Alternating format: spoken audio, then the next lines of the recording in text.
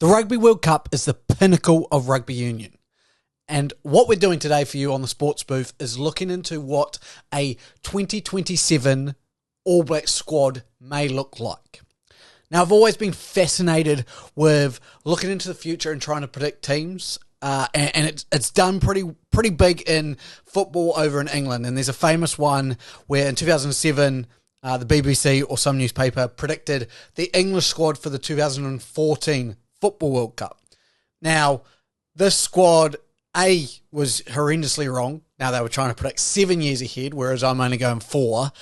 And B, it makes for interesting times when you look back, because at the time of their predictions, the squad or the predictions they made weren't horrendous predictions. It was very much looking forward to the next group of players, who's going to be making that step up, who's going to be leading the nation in 7 years' time. It's not until you get to those 7 years you can look back. So realistically, this is for me to be able to go 2027 Rugby World Cup is days away from kick-off. What squad did I select 4 years ago, looking at it now? So looking into this, I straight away went into finding all the players that have played from the All Blacks all the way back to 2010, basically, where we had Sam Whitelock as currently the oldest and most longevity of a All Black currently out there. So we start with the first group of players that we know are departing. So we know they're leaving. We know they're not going to be around after this World Cup heading on to 2027. So we have Sam Whitelock. I know there's been no official announcement, but at the moment he's 34. By the time he's in 2027, he'll be 38. I'd be surprised, borderline impressed if he's still around. So I've called him gone. Brodie Retallick, we know, is already off. Aaron Smith, gone. Sam Cane's one I'm predicting will be gone, I think. 35, when you got players like Dalton Papali'i, who we'll mention very soon. I don't see Sam Cane sticking around. I see him signing a deal overseas. Dane Coles, we already know, is gone. TJ Perenara, working his way back from Achilles injury, hopeful to get into this year's World Cup squad. But we've already seen him head overseas and make some money in Japan. It wouldn't surprise me to see him go. He'll be 35 at the time of the 2027 World Cup.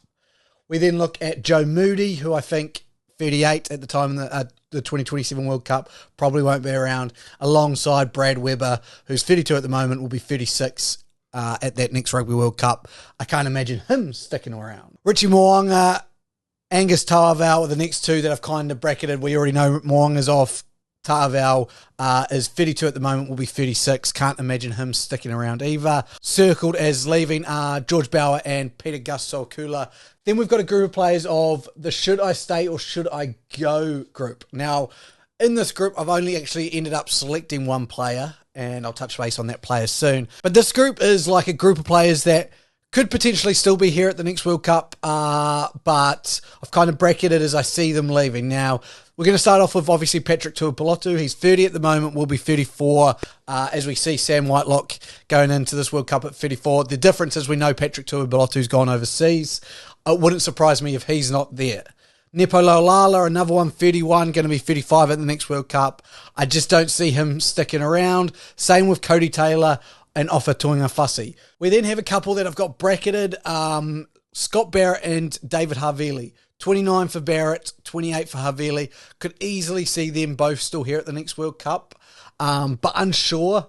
And you'll see when I name my team and the players I've selected, what direction I've headed in with those two. And the last two are kind of the should I stay or should I go. Aiden Ross, Roger Tuivasa-Sheck. Aiden Ross, 27 at the moment, will be 31 at the next World Cup.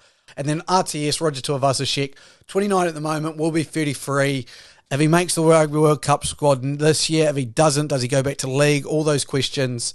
The last kind of group I've got two players in this group, so not a lot. Beauden Barrett and Ardie Savea. And I've called it the Barrett/Savea law. And this is because basically, if we see what has happened over in Australia with the Giteau law, I think these are two players that may command that law. Barrett wants to sign overseas, but also play for the All Blacks. We'll see how that goes.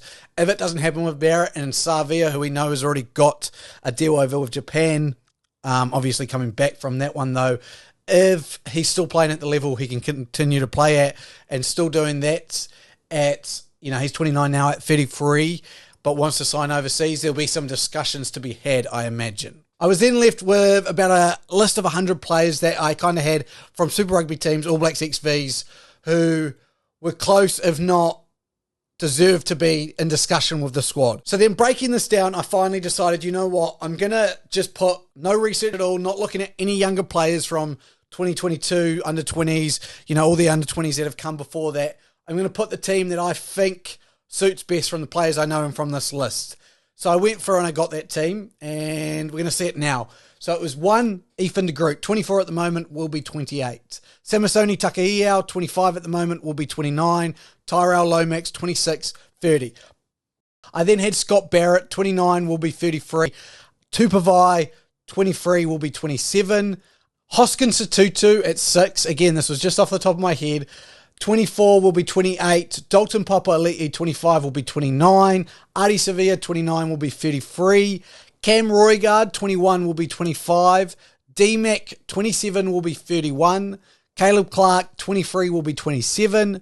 Geordie Barrett, 26, will be 30. Rico Ioane, 25, will be 29. Sean Stevenson, 26, will be 30. Will Jordan, 25, will be 29. So that's the starting side. I kind of thought, you know what, picking right now, not thinking about any younger talent that I would have in 2023. On the bench, we see Osofo Amota, 25 to be 29. Fletcher Newell, 23 to be 27.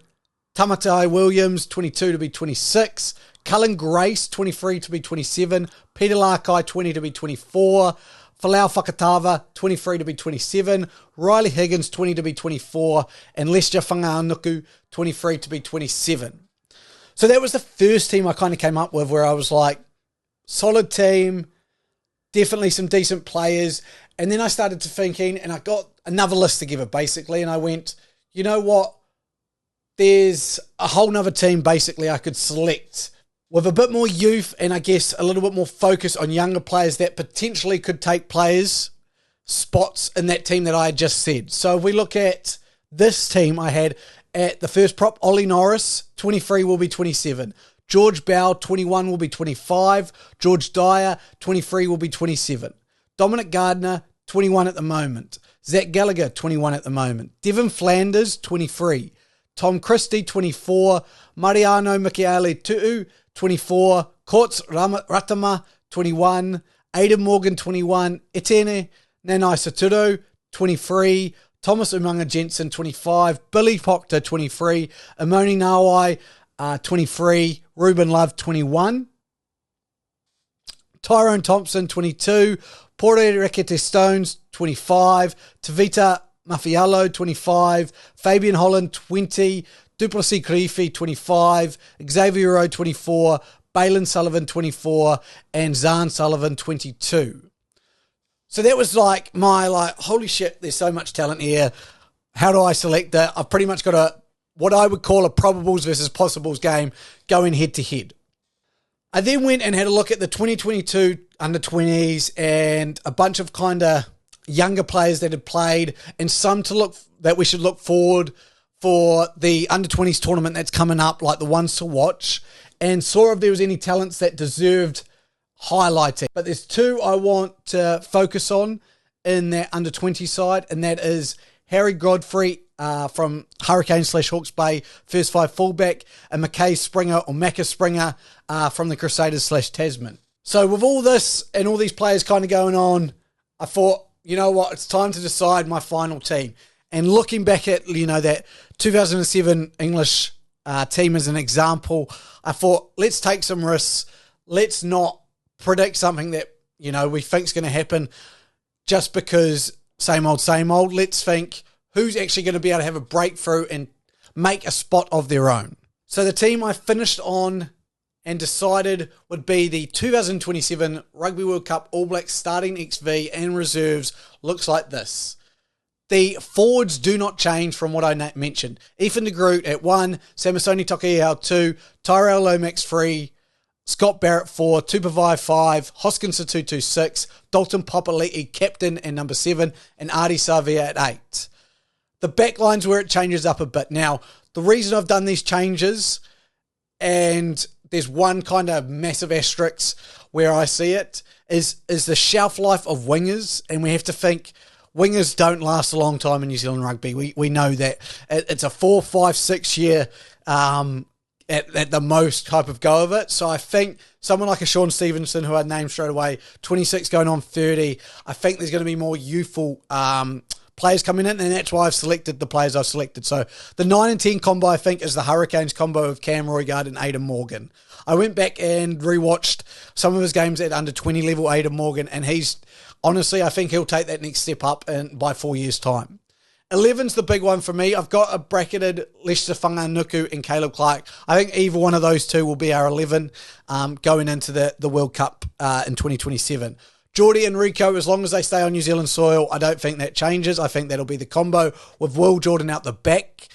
Where I've gone different is Macca Springer, who I've gone with obviously just the natural talent. I think height on the wing is so important, and I can see Macca Springer just in the Crusaders setup becoming that next great Crusaders winger. 16, 17, 18 don't change either. It's a sophomore, Fletcher Newell and Tamatai Williams. Again, all of those three, I think, are up-and-comers. The hooker position, I think, for the next 4 years, a bar injury or a massive signing overseas, is sorted. Amor and Takihiau are just talents that you can't match with. A great up-and-comer coming, George Bell, hooker for the Crusaders, is up-and-coming young 21-year-old. He'll be up there, but I think those two will be there come 2027 time.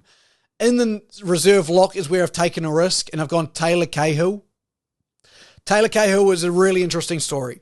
Wasn't selected in the Crusaders under-20 squad, ended up going to the Barbarians under-20 squad last year in the under-20s tournament. For that Barbarians side that ended up winning it, he actually was named player of the tournament. So yeah, I think Cahill's a great natural athlete and a talent, will take that reserve lock spot. I then put Peter Larko, who can cover 6 or 8. You've got Adi Sevilla, who can cover 7 in the number 20 jersey. Courts Ratama, Cam Roigard, Folau Fakatava, Xavier Rowe, Noah Hoffam. Talent and depth at the halfback position. I've gone with Courts Ratama. After that try he scored against the Crusaders, fending off Whanganuku, I can't not select him. I think he's a great ball runner, will be really good off the bench come when forwards are tired and stuff like that. So I went with him.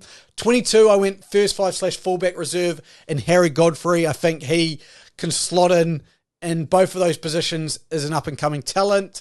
And then 23, I've gone Riley Higgins to fill the centre position of injury or impact.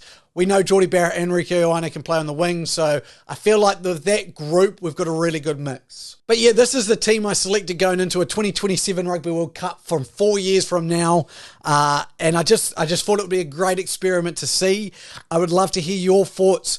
If you disagree with some of my picks, if you think that some of them are just silly, if you think Artie's going to head overseas and he won't even be here, let me know. Let me know what team you may have selected or will select for a 2027 World Cup. If you enjoy these videos, please make sure to subscribe, like, comment, share, do all that good stuff. Find us on Instagram. We do a podcast that comes out every Tuesday at the moment, so keep up to date with that. For now, thank you for joining me. I've been Luke from the Sports Booth. See ya.